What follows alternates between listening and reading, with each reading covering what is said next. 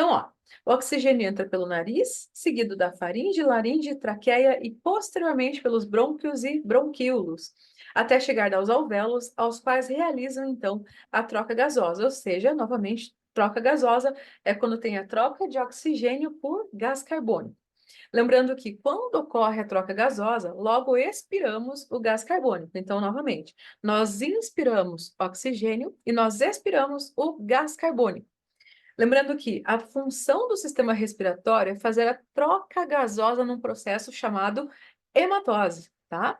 Fornecendo oxigênio aos tecidos e removendo o dióxido de carbono dos tecidos das células. Então, assim, o processo de hematose, pessoal, é quando tem essa transformação do sangue, né?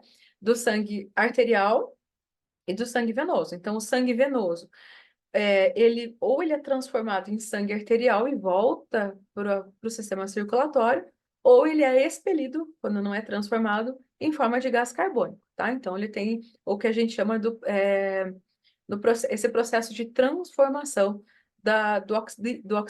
do ar, né, em sangue oxigenado. Então, hematose significa sangue, tose, oxigenação. Então, oxigenação do sangue, ok?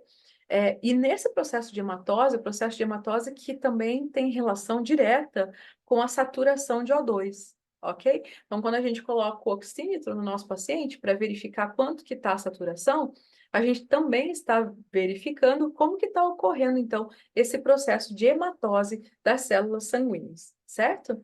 Então, isso que envolve a aferição de saturação arterial. Então, ó, aqui estão de novo, né, pessoal? Aqui é a nossa traqueia, tá? Então, aí, os brônquios, ok? E esse aqui, os bronquíolos. Os bronquíolos, como vocês podem ver, ó, os bronquíolos são as últimas ramificações. Então, os brônquios e os bronquíolos, aqui, ó, as últimas ramificações, tá? Bem na pontinha dos bronquíolos, como se fossem... então, é como se os bronquíolos fossem os últimos caules, né, os últimos galhozinhos, e os alvéolos como se fossem as gominhas, né? Como vocês podem observar ali, tem formato de gominhas. Então, o que que são os alvéolos? Os alvéolos são essas partes do sistema respiratório principais para fazer a troca gasosa. São eles que fazem a troca gasosa, tá? Então, o oxigênio ele fez todo esse trajeto, percorreu né, nariz, nananã, cavidade nasal, laringe, faringe, traqueia, chegou aqui nos brônquios, bronquíolos, até chegar nos alvéolos. Quando ele chegou nos alvéolos, ele ainda estava na forma de oxigênio, ok? Porque a gente inspirou. Então, inspira oxigênio até chegar nos alvéolos, faz todo o trajeto até chegar nos alvéolos. Quando chega nos alvéolos, esse sangue vai estar, esse oxigênio vai estar, no caso, vai estar oxigenado ainda, tá? Porém, aí ocorre o processo da troca gasosa, ou seja, da hematose, que vai fazer o quê? Lembra que eu falei para vocês na aula passada que o pulmão, ele faz com que o sangue venoso volte para o sistema circulatório como sangue arterial, né? Então, transforma o sangue venoso em sangue arterial.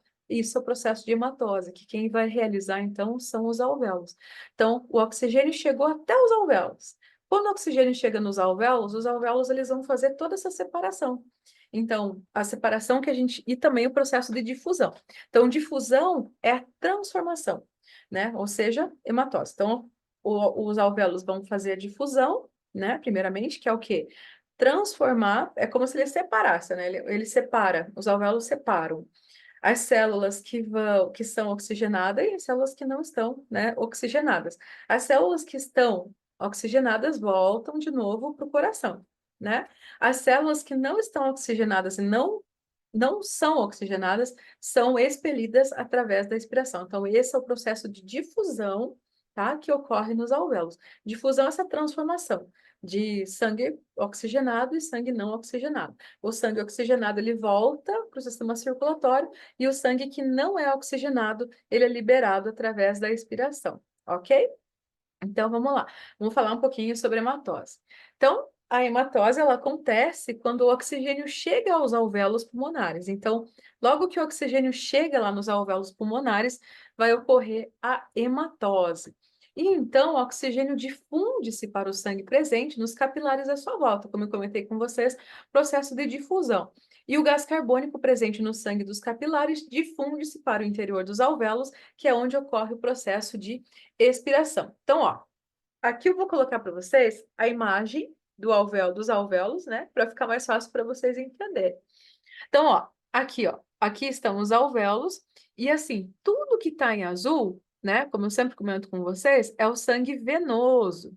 E tudo que está em vermelho é o sangue arterial. Lembrando que o sangue arterial é rico em oxigênio. O sangue venoso é pobre em oxigênio. Então, o que que os alvéolos vão fazer? Vão fazer esse processo de difusão. Então, ó, essa imagem aqui é de um desses alvéolos. Então, imagine que a gente pegou uma gominha dessa aqui, ó, e colocou aqui em maior resolução, tá? Então, aqui tem uma gominha de alvéolo, como vocês podem ver, e esse alvéolo, ele vai fazer o quê? Ele vai liberar CO2, tá? Através do sangue venoso, e ao mesmo tempo ele vai transformar algumas partes desse CO2, ó, como vocês podem ver, o que ele não transforma, o que ele não transforma em sangue arterial, né, o que não vem desde aqui até o sangue arterial, é transformado, então, ou ele transforma as moléculas de CO2 em sangue arterial, ou ele libera essas outras moléculas que não foram transformadas, né, como expiração, ok? Então, algumas moléculas vão ser expelidas através da expiração, e outras moléculas vão passar por esse processo de difusão, que é a transformação de sangue pobre em oxigênio, né, em sangue rico em oxigênio. Então, aí, novamente, as células que não foram transformadas saem do nosso corpo através da expiração, e as células que foram transformadas em oxigênio, elas retornam ao nosso corpo através do sangue arterial, né? Que é o sangue rico em oxigênio. E para onde que vai mesmo esse sangue rico em oxigênio? Para o coração. E aonde que o coração leva esse sangue rico em oxigênio? Para os nossos tecidos, para todo o nosso organismo, inclusive até as nossas extremidades. Por isso que quando a gente vai verificar o nível de saturação do nosso paciente, a gente coloca nas extremidades. Conseguir entender? Então, esse é o processo, né, de hematose dentro do sistema respiratório, tá? Então, ó, o diafragma, vamos falar um pouquinho sobre o principal músculo que é o responsável para que todo esse processo de inspiração e expiração ocorra. Então, vamos falar um pouquinho sobre o diafragma. Então, o diafragma é o músculo que separa a cavidade torácica do abdômen, como vocês viram na primeira imagem ali, tá? Então, juntamente com os músculos intercostais, promovem os movimentos respiratórios. Quando o volume pulmonar aumenta, ou seja, na inspiração, como vocês puderam ver, então, novamente, vamos colocar aqui as nossas mãos nas nossas costelas. O que que são os músculos intercostais? Os músculos intercostais são os músculos que estão entre as costelas, tá? Então, bora lá de novo. Posicionar as nossas mãos entre as nossas costelas e puxar o ar durante a inspiração, ó. Quando a gente puxa o ar, a gente consegue sentir as nossas costelas se expandindo através dos músculos intercostais. Porém, quem está realizando a contração para que ocorra essa expansão pulmonar é o diafragma, tá? Então, o diafragma, ele vai aumentar quando o volume, no caso da inspiração, e o diafragma vai relaxar quando a gente expira, tá? Então, por isso que quando a gente inspira, o nosso pulmão expande, nossas costelas expandem, e quando a gente expira, as nossas costelas relaxam, voltam à posição inicial, ok? Então, quem está trabalhando nesse momento não são os peitorais. Os peitorais, eles trabalham, porém, os peitorais, eles só trabalham se tiver trabalho do diafragma, tá? Então, os peitorais são músculos acessórios. Por isso que a respiração correta não é a peitoral. A respiração correta é a diafragmática. Como que eu sei se eu estou respirando certo? Uma dica que eu dou para vocês podem fazer o seguinte: vocês podem colocar a mão bem na barriga, coloquem a mão na barriga, e assim, façam de conta, porque eu sei que isso não tem lógica agora, nesse momento, o que eu vou dizer, mas é para vocês terem o que a gente chama de propriocepção, que é perceber o próprio corpo. Então, façam o seguinte: coloquem a mão na barriga de vocês, e aí, bem tranquilamente vocês vão fazer faz de conta que vão encher a barriga de ar. A gente sabe que isso é impossível, não faz sentido anatômico, nada disso, mas é só para vocês terem um pouco de propriocepção em relação ao próprio corpo, tá? Então, façam de conta que vocês vão encher a barriga de ar durante a inspiração. Então, vocês puxam o ar de forma que tentem deixar o abdômen mais cheio de ar, né? No caso, a barriga um pouco mais expandida, tá? E não o peitoral. Tentem não trabalhar tanto o peitoral. E agora, vocês vão soltar bem devagarinho o ar, ó.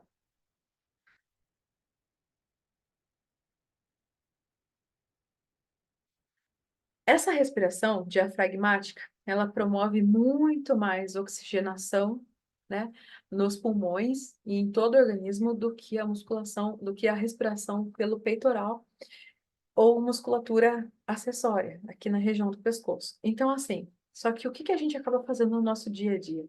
Seja pela ansiedade, enfim, pela forma errada de respirar, mas geralmente a ansiedade, a gente costuma não utilizar a musculatura diafragmática, né?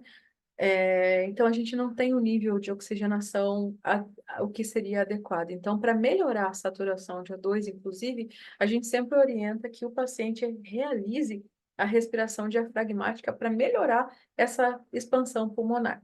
E, além disso tudo, então, hoje em dia é recomendada a respiração abdominal, respiração diafragmática, inclusive para relaxamento, né? Para pessoas que sofrem crises de ansiedade, estresse e tudo mais, porque promove melhora, né? Promove melhora da oxigenação, e também relaxamento na parte respiratória, certo? Então, a respiração diafragmática é a forma correta da gente respirar. Mas, claro, a gente vai utilizar o peitoral, né, como uma musculatura acessória que também é importante, extremamente importante, ok? Mas não é o músculo principal. O músculo principal é o diafragma, tá? Então, ó, aqui vocês podem ver o que acontece com o diafragma no momento da respiração. Então, quando a gente inspira, o diafragma ele acaba se contraindo, né? De uma forma, só que ele faz o movimento inverso, então ele contrai para baixo, né? Para gerar uma expansão pulmonar. E quando a gente relaxa, aí o diafragma ele volta a fazer força para cima, para ter o relaxamento muscular, tá? Então, quando a gente inspira, o diafragma faz força inversa, puxa para baixo. E quando a gente expira, o diafragma, então, ele faz uma força para cima, ok? Então, esse é o movimento que o diafragma realiza. Além do diafragma, pessoal, outra parte do sistema respiratório que é super importante são as cordas vocais. Então, assim, as cordas vocais, elas são super importantes porque elas permitem com que a gente fale, que a gente se comunique, né? São muito importantes as cordas vocais. Só que, será que a gente consegue falar e respirar ao mesmo tempo? Sim. Porém, a única hora em que a gente consegue ter a liberação das cordas vocais é na hora da expiração. Então, a gente nunca vai conseguir falar inspirando. A gente sempre vai falar expirando, tá? Então, assim, o sistema respiratório também torna possível a vocalização. Estamos habilitados a falar, cantar e rir pela variação da tensão das cordas vocais quando o ar exalado passa através delas. Então, assim, pessoal, vamos falar de novo sobre as partes do sistema respiratório. Aonde que entram as cordas vocais? Aqui, ó. As cordas vocais, elas entram bem no início, aqui, ó, no início da traqueia, tá? Então, aqui é uma corda vocal fechada, ou seja, quando a gente não está falando, e uma corda vocal aberta. Por exemplo, a minha está assim, o tempo todo, abrindo e fechando, que eu estou me comunicando com vocês. Então, a minha corda, nesse momento, está aberta. A corda de vocês, acredito que esteja fechada, né, nesse momento, porque nesse momento vocês estão só me ouvindo, tá? E quando a gente fala, então, a corda vocal, ela abre. Porém, qual que é a ligação das cordas vocais com a traqueia? Total. Pelo seguinte, por exemplo, quando um paciente, ele é intubado, tá? Quando um paciente é intubado, o tubo orotraqueal, se é orotraqueal, vai passar pela boca, oro, ok? Oral, oro, boca. E traqueal vai vir direto para a traqueia. Então, por exemplo, paciente que é intubado, Paciente idoso que é entubado, seja por pneumonia, DPOC, tá? Paciente que é entubado, o tubo orotraqueal vai percorrer todo esse trajeto. Ele vai ser colocado, né, com o médico, né? Por isso que tem que ser feito na UTI, esse procedimento. Então, o médico vai colocar o tubo orotraqueal, começando pela boca, e na boca ele vai percorrer o trajeto, ó, até o pulmão, ok? Então, ele vem pela boca e vai até o pulmão. Por isso que o paciente tem que estar sedado para ser feito esse procedimento. Quando o tubo orotraqueal chega no pulmão, ele vai ter que passar, ó, exatamente aqui, ó, no meio das cordas vocais, tá? Por isso que quando o paciente é submetido à intubação, quando o paciente fica na ventilação mecânica por muito tempo entubado, ele tem que passar por avaliação de vários profissionais, dentre eles o fisioterapeuta, certo? E o fonoaudiólogo, ok? O fonoaudiólogo precisa passar por esse paciente. Por quê? Porque como o tubo orotraqueal vai ficar exatamente na entrada das cordas vocais, o que vai acontecer com esse paciente quando ele tira o tubo? Quando ele faz o processo de desmame, né? Quando ele tira o tubo e começa o processo de desmame ventilatório. O que vai acontecer com esse paciente? Ele vai ter uma dificuldade enorme de falar, porque ele permaneceu com as cordas vocais abertas para que o tubo orotraqueal pudesse chegar até o pulmão. Por isso que a fonoaudióloga é uma profissional extremamente necessária para pacientes que passam por esse processo de intubação, ok? Então, é muito importante passar pela avaliação de uma fonoaudióloga. É uma profissional que vai estar trabalhando junto com a gente o tempo todo. E por isso que, quando o idoso começa a se afogar, quando o idoso começa a apresentar dificuldade na fala, novamente, pessoal, chame uma fonoaudióloga, tá? Não queiram dar conta de tudo sozinhas. Eu escuto muitas histórias de cuidadoras que dizem: ah, professora, mas eu sei o que fazer. Comigo não acontece. Comigo ele não se afoga. Comigo eu sei. Não é questão de comigo eu sei. A questão é, começou a verificar que ele está tendo dificuldade, tem que chamar fono. Não é desmerecer a profissão cuidador, não é desmerecer a capacidade de ninguém. Mas, por exemplo, eu também não posso fazer isso. Mesmo eu tendo formação na área de enfermagem, na área de fisioterapia, eu não posso, porque não é a minha função, tá, pessoal? E vai chegar um momento que nós precisamos sim chamar a fonoaudióloga, porque é a especialidade dela. Então, a gente precisa chamar a fonoaudióloga. O idoso começou a se afogar, o idoso começou a recusar comida, tá?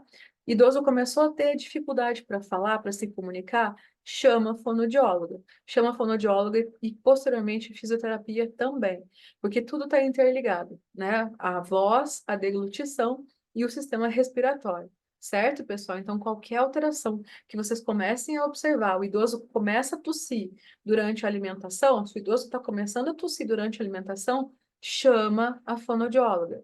Não é função do cuidador avaliar a capacidade do idoso.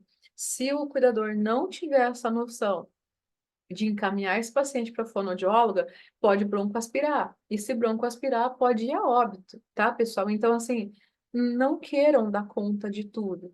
A gente que é profissional da área da saúde, a gente precisa saber trabalhar em equipe, ou seja, através da equipe multidisciplinar. Então, é cada profissional dentro da sua área, tá? Então, identificaram qualquer problema de tosse, de afogamento, de dificuldade de engolir, por favor, pessoal, chame uma fonoaudióloga. Ela é muito importante e é uma profissional que sempre vai estar trabalhando junto com a gente, tá? E, novamente, isso não é querer desmerecer a profissão de ninguém, não.